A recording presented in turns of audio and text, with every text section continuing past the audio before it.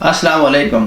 हर कोई हैरान है, परेशान है कि आखिर इमरान खान को अचानक अदालती रिलीफ मिल कैसे गया। सुप्रीम कोर्ट में आखिर ऐसा बेंच कैसे बन गया जो इमरान खान को इतना ज़्यादा रिलीफ दे रहा है। इमरान खान को अगली पेशी तक हस्पताल में रखा जाएगा और अगली पेशी की जो डेट रखी गई है वो रखी गई है 16 सितंबर, यानी तकरीबन 1 महीने बाद। 1 महीने का जो रिलीफ मिला है इमरान खान साहब को जेल से हॉस्पिटल मुंतकिल करने का, ये बहुत बड़ा रिलीफ है और इसके कई सारे मानी हैं।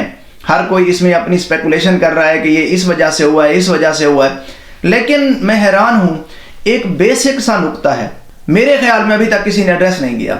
मैंने मोहित पीरजादा साहब को सुना, इमरान रियाज को सुना, शहबाज गिल को सुना, मंसूर अली खान को सुना, हबीब अकरम साहब को, सबको सुना, लेकिन अभी तक मुझे वो वजह जो मुझे ऐसा लगता है कि वो वजह है वो अभी तक किसी और ने बयान नहीं की। मैंने काफ़ी इसको देखने की कोशिश की है और इसके ऊपर जो 2 ग्रुप्स हैं सहाफ़ियों के, एक टाउर सहाफ़ी हो गए, एक जो है जिनको यूट्यूबर कहा जाता है PMLN और पीपल पार्टी के सपोर्टर्स की तरफ से, तो हर किसी का अपना एक जो है वो नरेटिव है, वो एक डायरेक्शन में बात कर रहे हैं। लेकिन ये तो हकीकत है कि इमरान खान को रिलीफ मिला है। अब ये रिलीफ जेन्युइन है या ये रिलीफ बनावटू है, यानी मसनूई है, इसके ऊपर हम बात करेंगे और मैं उस खास एक नुक्ते के ऊपर फोकस करूंगा जो मुझे लगता है कि जिस पॉइंट के ऊपर इमरान खान को ये रिलीफ दिया गया है।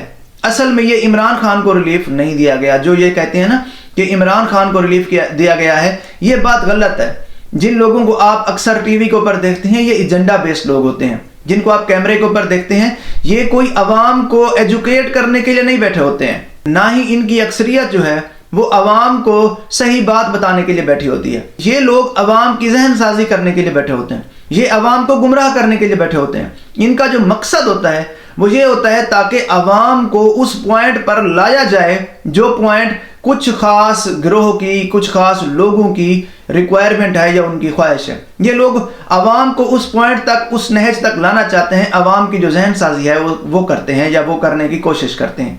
तो हम डिस्कस करते हैं कि आखिर वो कौन सा पॉइंट है, वो कौन सा एजेंडा है जो मुझे लगता है जिसकी बेस पर इमरान खान को थोड़ा बहुत रिलीफ दिया गया है। अगेन मैं कहूँगा इमरान खान को नहीं, ये पाकिस्तान को रिलीफ दिया गया है।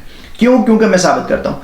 किसी ने कहा कि ये जो रिलीफ इमरान खान को दिया गया है वो ट्रंप के जो मिड टर्म इलेक्शंस आ रहे हैं अभी नवंबर में अमेरिका के अंदर, उसकी बिना के ऊपर दिया गया है। क्योंकि ट्रंप की जो है वो इम्पीचमेंट हो सकती है इन आने वाले नवंबर के इलेक्शन में, इसलिए ट्रंप ने पाकिस्तान के अंदर ये करवाया है, ये कहा जा रहा है। उसके अलावा जो बात बताई जा रही है कि वो 27 सितंबर की कॉल है, जो कि मैं समझता हूँ बिल्कुल फजूल बात है। इसका दूर दूर तक कोई हकीकत से वास्ता नहीं है। उसकी एक दलील है, मैं बताता हूँ दलील क्या है। कि पाकिस्तान में जो अगस्त का महीना चल रहा है ये एहतजाज का महीना है। ये बेहतरीन वक्त था कि जब PTI एहतजाज करती और वेरी मच पॉसिबल कि वो एहतजाज जो है वो कामयाब हो जाता।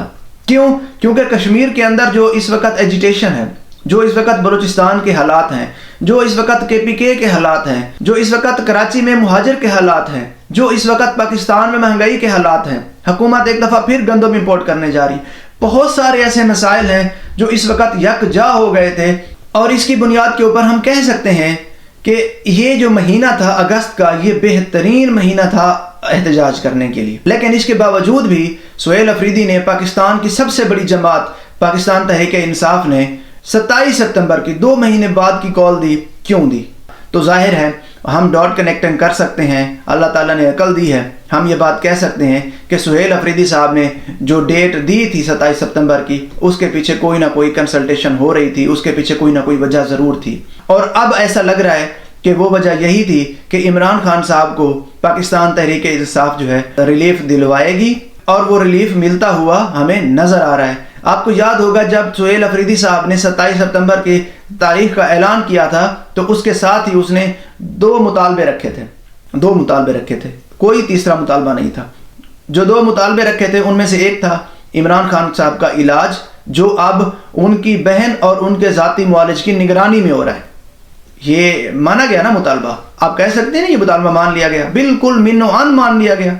और देखने वाली बात यह है कि ये इलाज जो है इमरान खान साहब का किसी सरकारी अस्पताल में भी नहीं हो रहा है, ये प्राइवेट हॉस्पिटल में हो रहा है, अल शिफा इंटरनेशनल हॉस्पिटल। तो आप कह सकते हैं कि ये मुतालबा मुकम्मल तौर पर मान लिया गया है। अब आते हैं दूसरे पॉइंट के ऊपर कि इमरान खान साहब के जो केसेस हैं वो बाकायदा कानून और आइन के मुताबिक सुने जाएं, लगाए जाएं। اب یہ جو ریلیف ملا ہے عمران خان صاحب کو ہسپتال لے جانے کا، یہ ظاہر ہے عدالت کے ذریعے ملا ہے نا. عمران خان کے کیسز عدالت میں لگ رہے ہیں نا.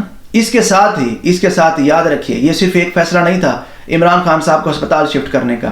اس کے ساتھ ہی عدالت نے کہا ہے عمران خان صاحب کے اوپر جتنے جاری مقدمات ہیں ان کا ریکارڈ پیش کیا جائے.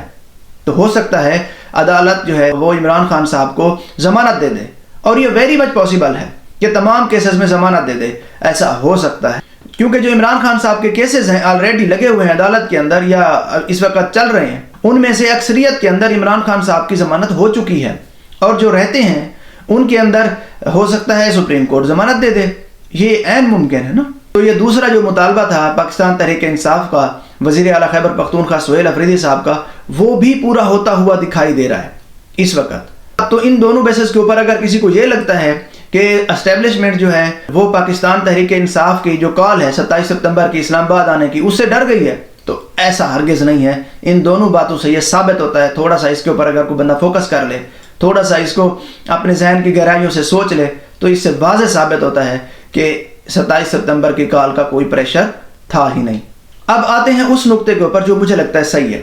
آپ کو یاد ہوگا پاکستان کے وزیر داخلہ محسن نقوی صاحب نے کچھ دن پہلے یہ تقریر کی تھی کہ پاکستان کا جو نظام ہے، پاکستان کا جو سسٹم ہے وہ کولیپس کر گیا ہے، اس کو ریسیٹ کرنا ہوگا. اس کے ساتھ ہی انہوں نے کہا تھا کہ پاکستان میں نئے صوبے بنانے ہوں گے. جیسے یہ دیکھ سکتے ہیں میں نے جو اپنے گلے کے اندر سرائکی اجرک ڈالی ہوئی ہے، نیلی اجرک ڈالی ہوئی ہے، تو اس سے آپ کو پتہ چل گیا ہوگا کہ میں بھی سرائکی صوبے کا حامی ہوں، اور میں چاہتا ہوں کہ پاکستان میں جو سرائکی اکثریتی خطہ ہے اس کے اوپر سرائکی صوبہ بنایا جائے. بہرحال محسن نقوی صاحب نے جو اعلانات کیے تھے اس دن سے ہی چیزیں چینج ہونا شروع ہو گئی تھی. اس کے اگلے دن D G I S P R صاحب کی پریس کانفرنس ہوئی تھی، اور اس پریس کانفرنس میں بھی محسن نقوی صاحب کی جو باتیں تھیں انہی کو اپروو کیا گیا، انہی کو انڈورس کیا گیا. تو ان دونوں تقریروں کے اندر، یعنی محسن نقوی صاحب کی تقریر کے اندر اور D G I S P R صاحب کی تقریر کے اندر ایسا کیا تھا کہ جس کی بنا کے اوپر میں یہ کہہ رہا ہوں کہ اس کی وجہ سے جو ہے عمران خان صاحب کو آج ریلیف مل رہا ہے. تو اس کے اندر یہ تھا کہ پاکستان کا جو نظام ہے وہ نہیں چل رہا. کیوں نہیں چل رہا؟ کیونکہ پاکستان کا نظام پیسہ نہیں جنریٹ کر پا رہا. پاکستان کی معیشت بیٹھ چکی ہے، پاکستان میں پیسہ نہیں آ رہا ہے. وہ پاکستان کی حکومت جو آئی ایم ایف کے سامنے، ورلڈ بینک کے سامنے منتیں کر رہی ہوتی ہے، ٹرمپ کی، امریکہ کی، اور پتہ نہیں کتنے کتنے لوگوں کی، کتنے ان کو نخرے اٹھانے پڑتے ہیں $1 ارب کے لیے. وہ پاکستان کی حکومت ہر سال 19-20 ارب ڈالر جو ہے صرف سود میں ادا کرتی ہے. تو اتنا پیسہ جنریٹ ہی نہیں ہو پا رہا ہے. کیوں؟ کیونکہ یہ جو حکومت ہے یہ ناکام ہوئی ہے، بری طرح ناکام ہوئی ہے پاکستان کی معیشت چلانے میں. انہوں نے پاکستان کی عوام کی جو ہے ریڑھ کی ہڈی توڑ دی ہے. انہوں نے پاکستان کی عوام کو برباد کر دیا، تباہ کر دیا. پاکستان کی عوام کے کروڑوں لوگ بھوکے سوتے ہیں. پاکستان میں لوگ اس وقت خودکشیاں کر رہے ہیں، اپنے بچے مار کے خودکشیاں کر رہی ہیں. اتنی زیادہ غربت، اتنے زیادہ حالات خراب ہیں، اتنی زیادہ معاشی بدحالی ہے. تو اس سب کے باوجود موجودہ حکومت کا کنٹینیو کرنا بالکل ناممکن تھا. مجھے لگتا ہے یہ وہ نقطہ تھا جس کی بنیاد کے اوپر جو پاکستان کے مقتدرہ ہے انہوں نے یہ خیال کیا کہ پاکستان کے سسٹم کو ریشفل کرنا ہوگا. اور سسٹم سے مراد گورنمنٹ ہوتی ہے. یہ آپ نا وہ کر لیں، اپنے ذہن میں بٹھا لیں. سسٹم کو یا کہیں اور سے نہیں آتا، سسٹم مریخ سے نہیں آتا ہے.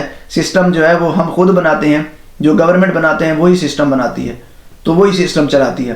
اس کا مطلب ہے پاکستان کی حکومت ناکام ہو چکی ہے. تو ناکام حکومت کو آگے چلنے کا کوئی اختیار نہیں تھا، کوئی حق نہیں تھا، کوئی اخلاقی بنیاد نہیں تھی اس کی. اور ویسے بھی جو ان کی فارم 47 کی الاسٹک کی شلواریں ہیں وہ تو ہر وقت گری پڑی ہوتی ہیں، اور یہ تو آگے پیچھے سے بس ایویں ہی ہیں بنا کپڑوں کے. یہ پاکستان کے عوام میں نہیں جا سکتے، پاکستان کی عوام کے ساتھ یہ بیٹھ کے کوئی گپ شپ نہیں کر سکتے، ان سے حال چال نہیں پوچھ سکتے. ان سے جو نفرت ہے پاکستانی عوام کی وہ آسمان کو چھو رہی ہے. پاکستانی عوام کا بس چلے تو ان کو نوچ ڈالیں. لیکن پھر بھی انہوں نے جو بندوق کے زور سے، ڈنڈے کے زور سے دبایا ہوا تھا معاملہ، اب لگتا ہے کہ ڈنڈے والوں نے یہ فیصلہ کر لیا ہے کہ ان کو اکھاڑ پھینکو.